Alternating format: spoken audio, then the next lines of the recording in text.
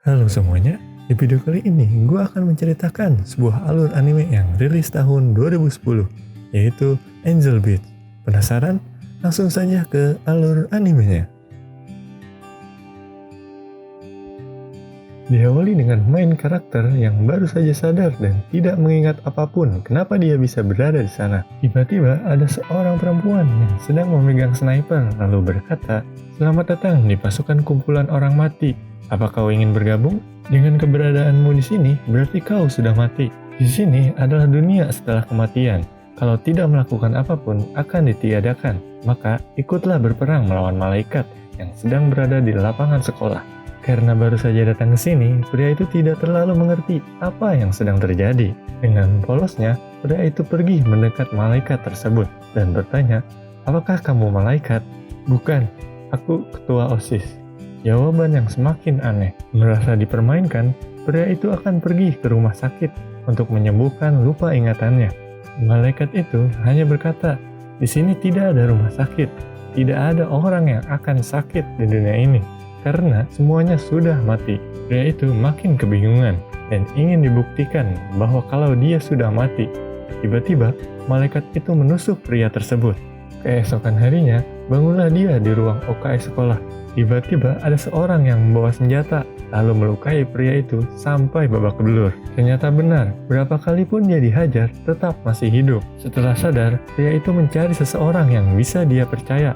Sampailah di depan ruang kepala sekolah. Ketika ingin membuka pintu, ternyata ada sebuah jebakan yang membuat dia terpental jauh. Sadarlah dia di sebuah ruangan.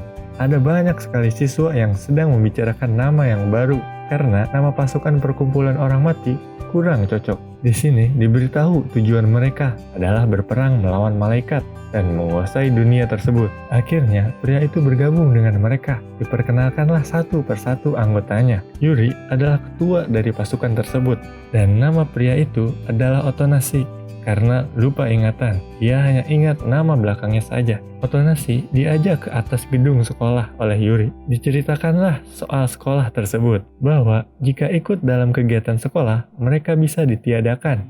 Dan semua siswa yang mereka lihat hanya NPC, istilah dalam game. Dan malaikat yang menikam Otonashi, dia lebih pintar dari NPC. Pada semua murid yang tidak mengikuti kegiatan sekolah akan mendapatkan peringatan. Jika kabur, maka dia akan mengejar. Di markas, Yuri ingin melakukan operasi tornado, yaitu mencuri makanan dari murid sekolah. Otonashi ditempatkan di tempat yang paling aman bersama Takamatsu dan Oyama. Jika ada malaikat, mulailah menembak. Jika terdengar suara tembakan, tinggalkan pos dan bantu orang di titik tembakan. Operasi pun dimulai. Di kantin sekolah, sepertinya akan ada penampilan band untuk mengalihkan malaikat. Tak lama kemudian, muncullah malaikat di depan Otonashi. Sudah beberapa peluru sudah ditembakkan, tetapi masih belum cukup untuk menghentikannya. Datanglah bala bantuan, dan terjadilah perang. Setelah beberapa lama, inilah tujuan utama operasi, yaitu menerbangkan kupon murid yang sedang menonton band dengan kipas angin. Ya, memang seperti tornado sih. Operasi pun berhasil. Semua pasukan mulai bersantai dan memakan makanan yang ada di kantin secara gratis. Keesokan harinya, persediaan amunisi darurat akan segera disuplai. Mereka memang membutuhkan banyak persenjataan sebelum operasi berikutnya dimulai. Mulailah operasi pendaratan menuju ke perserikatan. Mereka akan pergi ke perserikatan yang berada di bawah tanah. Yuri menelpon seseorang untuk mengabari bahwa Yuri dengan yang lain akan datang dan menonaktifkan semua jebakan. Mereka langsung masuk ke ruang bawah tanah yang berada di gedung olahraga. Ketika sudah di bawah tanah, ada Noda yang sedang menunggu Otonashi. Sepertinya dia masih belum menerima Otonashi. Noda pun mendekat. Tiba-tiba, sebuah jebakan aktif yang membuat Noda terlempar ke dinding. Sepertinya jebakan belum dinonaktifkan karena perserikatan mendeteksi adanya malaikat yang masuk ke bawah tanah. Maka dari itu, mereka semua harus melewati lorong bawah tanah yang banyak sekali jebakan. Satu persatu jebakan aktif dan satu persatu anggota mulai bertumbangan. Tapi tenang, mereka masih hidup lalu akan kembali ke markas. Tinggal Yuri dan Otonashi yang masih hidup. Mereka pun beristirahat. Yuri menceritakan kisah hidupnya bahwa ketika kedua orang tuanya bekerja, yang di rumah hanya Yuri dan 2 adiknya. Mereka kedatangan orang asing yang masuk ke dalam rumah. Karena terlihat mencurigakan, Yuri dan adik-adiknya pun bersembunyi. Pencuri itu mengincar uang, tapi mereka tidak menemukannya. Akhirnya mereka mulai kesal lalu merusak semua barang yang ada di rumah. Sampai akhirnya menemukan Yuri dengan adik-adiknya. Yuri disuruh mencari barang berharga milik kedua orang tuanya. Jika terlalu lama, kedua adiknya akan terbunuh. Mulailah pencarian Yuri mencari barang berharga. Karena masih kecil, Yuri tidak mengetahui apa yang pencuri itu mau. Ditemukanlah sebuah barang yang berat yang mungkin diinginkan pencuri itu. Barang itu terlalu berat sampai membuat Yuri terpeleset dan pecah. Akhirnya, polisi datang dalam waktu 30 menit. Dengan begitu, hanya Yuri saja yang masih hidup. Sampailah mereka ke perserikatan. Tiba-tiba ada guncangan dari atas. Itu ternyata adalah malaikat. Jebakan hanya membuat dia terhambat dan cepat atau lambat dia akan datang ke perserikatan. Yuri pun memerintahkan semua orang untuk pindah dan meledakkan perserikatan karena yang terpenting adalah ingatan. Benda bisa dibuat kapan saja. Mereka semua mulai mempersiapkan perpindahan mereka. Yuri dan Otonashi mengulur waktu melawan malaikat itu. Sulit untuk menumbangkannya. Tiba-tiba datang sebuah meriam besar yang terlihat kuat. Yuri dan Otonashi pun bersembunyi supaya tidak kena meriam tersebut. Ketika ditembakkan, entah salah di mana, malah membuat senjata itu hancur. Makanya jangan buat yang aneh-aneh. Persiapan pun selesai untuk meledakkan perserikatan. Tanpa basa-basi, diledakkanlah perserikatan tersebut. Keesokan harinya, Yuri memulai rapat. Mereka akan melakukan operasi penyusupan ke area malaikat atas nama dendam dalam waktu 3 hari. Yuri meminta bantuan Takeyama untuk membobol komputer milik malaikat. Mungkin saja banyak informasi yang penting di sana. Dan Yuri meminta Girls Demo untuk tampil mencolok di hari itu karena akan menyusup ke area musuh. Ketika Otonashi keliling sekolah, Otonashi melihat latihan Girls Demo, lalu mengajak Iwasawa berbicara. Iwasawa menceritakan masa lalunya bahwa kedua orang tuanya selalu bertengkar. Iwasawa hanya bisa duduk di pojok sambil menutup telinga. Saat itu, Iwasawa menemukan band bernama Sad Machine. Vokalisnya bernasib sama berasal dari keluarga yang tidak harmonis. Ketika keadaan ricuh, dia menutup telinganya dengan headphone dan melarikan diri ke dalam dunia musik. Dari situlah awal Iwasawa menyukai musik dan mulai bernyanyi. Dengan impian yang sangat besar, Iwasawa bekerja keras mengumpulkan uang lalu hidup untuk musik. Tetapi tidak semudah itu. Ketika sedang bekerja, Iwasawa jatuh pingsan lalu dibawa ke rumah sakit. Dia tidak bisa bicara akibat stroke yang disebabkan oleh serangan salah sasaran dalam perkelahian kedua orang tuanya dan hidupnya berakhir di sana. Hari pun tiba untuk melakukan operasi. Girls Demo mulai pengalihan mereka dan anggota yang lain masuk ke kamar musuh. Terlihat dari manapun itu hanya sebuah kamar murid perempuan biasa. Lalu Takeyama menghack komputer yang ada di kamar tersebut. Tapi di komputer tidak ada file yang mencurigakan, hanya daftar nama siswa sekolah. Mereka pun mundur karena tim pengalihan terpojok dihentikan oleh para guru. Ketika di atas panggung, alat musik yang ada di atas panggung akan disita. Ketika guru mengambil gitar milik Iwasawa dan ingin membuangnya, Iwasawa memberontak lalu mengambil gitar tersebut. Mungkin karena gitarnya akan dibuang oleh guru, Iwasawa menyanyikan lagu baru yang ia buat tentang dirinya. Karena nyanyian itu terdengar satu sekolah, tim penyusup melanjutkan aksi mereka. Mereka menemukan kekuatan milik malaikat yang mereka lihat ketika pertarungan dengannya. Di atas panggung, Iwasawa merasa lega dengan semuanya, bahwa dia bisa bernyanyi didengar banyak orang. Lalu Iwasawa tersenyum dan hilang.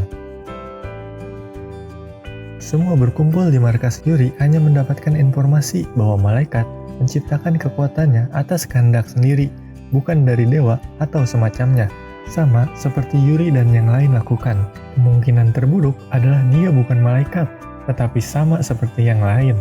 Dan untuk Iwasawa, kenapa dia bisa menghilang? Itu karena kehendaknya sendiri.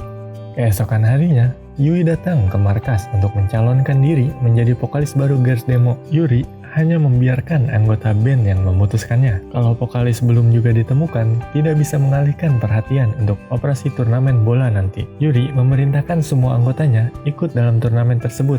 Kalau sampai kalah, ada hukuman yang jauh lebih buruk dari kematian. Agak serem sih. Hinata mengajak Otonashi masuk ke dalam timnya. Mereka mulai mengajak yang lain masuk ke dalam tim. Satu persatu mereka ajak masuk ke dalam tim. Tetapi Di luar dugaan sulit mendapatkan seseorang karena sudah diajak oleh tim yang lain. Ketika sedang berjalan, ada Yui datang menghampiri, lalu ditolak. Tapi kalau dipikir-pikir, tidak punya pilihan lain mengajak Yui masuk ke dalam tim. Mereka tidak menyerah, terus mencari keliling sekolah. Mereka pun mendapatkan anggota baru, yaitu Shina, Noda, dan beberapa fan Yui. Pertandingan pun dimulai. Otonashi menjadi pemukul pertama. Dia berhasil memukul bola dan terlempar jauh. Tak terduga, Noda malah memukul balik bola tersebut, menjadi seperti bermain tenis. Mereka pun menang dengan skor 8-0. Semua tim yang diperintahkan Yuri satu persatu kalah oleh tim OSIS. Karena tim OSIS hampir semua berasal dari klub baseball sungguhan. Tinggal satu tim yang belum dikalahkan, yaitu tim Otonashi. Tidak ada harapan. Ini adalah pertandingan final. Tak terduga, tim Otonashi bisa melawan balik tim OSIS. Kalau begini terus, tim Otonashi bisa menang. Di putaran terakhir, Hina mulai gemeteran karena mengingat masa lalunya yang hampir sama kejadiannya, bahwa Hinata adalah pemain baseball. Di putaran terakhir, pada babak terakhir turnamen, bola menghampiri Hinata. Jika dia bisa menangkap bola tersebut, timnya yang menang. Tetapi sayang, bola itu tidak tertangkap yang membuat Hinata dihina oleh satu timnya sendiri. Kembali ke lapangan, Otonashi mulai melempar bola, dan bola itu berhasil terpukul lalu terbang yang akan mendarat ke Hinata, sama seperti yang diceritakan Hinata. Apakah Hinata akan menghilang jika dia menangkap bola tersebut? Dengan wajah gembira, Hinata akan menangkap bola tersebut. Tiba-tiba, Yui datang lalu menguncinya. Bola itu pun jatuh dan mereka kalah. Tetapi, Otonashi merasa senang karena Hinata tidak menghilang. Keesokan harinya, Yuri mulai melakukan operasi, yaitu penyerangan liar. Mereka akan melakukan ujian sekolah dan akan menjebak malaikat dengan mensabotase ujiannya, lalu menjatuhkan nilainya. Jika nilainya jatuh, maka reputasi di hadapan guru dan murid biasa akan berubah. Yuri hanya memastikan apakah dia adalah malaikat atau bukan. Yuri memerintahkan Takamatsu, Hinata, Oyama, Takeyama, dan Otonashi untuk ikut dalam operasi tersebut. Ujian pun dimulai. Semua mengambil undian untuk menentukan posisi duduk masing-masing. Takeyama mendapatkan posisi yang tepat berada di depannya. Saat lembar jawaban dibagikan, ambil 2 lembar dan saat dikumpulkan, tukar lembar jawaban yang dimiliki oleh malaikat. Sisanya menarik perhatian semua orang supaya tidak ketahuan. Mereka melupakan sesuatu, yaitu nama asli malaikat itu. Otonashi langsung pergi ke ruang guru. Mungkin di sana ada list nama siswa, tetapi dihentikan.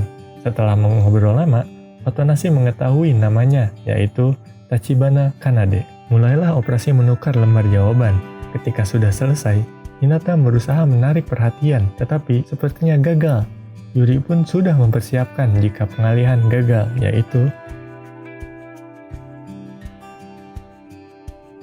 dengan cepat, Takeyama menukar lembar jawaban. Mereka terus melakukan hal tersebut sampai ujian selesai. Setelah ujian berakhir, Ketua OSIS Tachibana Kanade mendapatkan nilai 0 dan jawaban yang konyol. Dia pun dipanggil ke ruang guru. Sepertinya dia ditegur oleh guru. Lalu, keesokan harinya, Kanade mengundurkan dirinya sebagai Ketua OSIS dan digantikan oleh wakilnya. Dengan begini, tidak akan ada yang bisa menghentikan aksi mereka. Dimulailah operasi tornado. Di tengah operasi tornado, Kanade datang. Otonashi memberitahu yang lain untuk tidak menembak dan membiarkan Kanade masuk karena Otonashi melihat ada yang aneh dengan tingkah lakunya. Ternyata benar, Kanade hanya memesan sebuah makanan, tidak datang untuk menghentikan konser band tersebut. Operasi pun berhasil tanpa ada hambatan. Setelah itu, mereka semua memakan makanan yang mereka dapatkan. Yuri mulai mengetahui kenyataan bahwa Kanade bukan malaikat, hanya manusia biasa. Dia cuma ingin menertibkan sekolah sebagai ketua OSIS. Ketika semua asik makan, tiba-tiba ketua OSIS baru datang dan membawa semua orang yang berada di kantin. Keesokan harinya, semua anggota keluar dari ruang introspeksi. Sebenarnya, hal seperti ini baru saja terjadi, di mana siswa biasa menentang mereka. Kemungkinan terbesar adalah pengaruh dari ketua OSIS yang baru. Yuri pun memerintahkan semua anggota untuk melakukan apapun di kelas. Lalu, Otonashi diberi sebuah alat komunikasi oleh Yuri untuk berjaga-jaga. Semua anggota mulai melakukan apapun yang mereka suka di dalam kelas, seperti makan di kelas, bermain mahjong, pergi ke toilet, dan tidur di atas meja. Tiba-tiba, ketua OSIS datang membuat satu persatu dari mereka kabur karena takut ditangkap. Di saat jam kosong, Otonasi mendekati Kanade, mengajak makan bersama di kantin. Otonasi mengetahui makanan kesukaan Kanade, yang membuat Kanade tertarik makan bareng bersama Otonasi. Ketika mereka asik makan di kantin, Ketua OSIS datang memberitahu bahwa tidak boleh makan pada saat jam kosong, itu melanggar aturan. Dibawalah mereka ke ruang seperti penjara. Di dalam sana, karena tidak ada kerjaan, Kanade dan Otonasi tertidur. Ketika bangun, Otonasi mendengar seperti ada pertempuran. Untungnya, ada alat komunikasi yang dibawa Otonasi. Alat itu tersambung dengan Yuri. Yuri menjelaskan bahwa Ketua OSIS, Naoi Ayato, bukan NPC, melainkan manusia seperti mereka. Di depan orang, dia bersikap teladan, tapi dengan seperti itu, dia akan ditiadakan.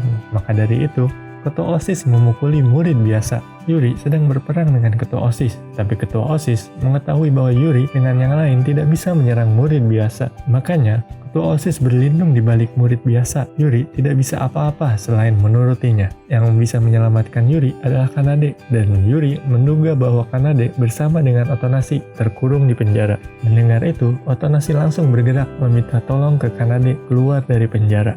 Dengan kekuatan Kanade, mereka bisa keluar.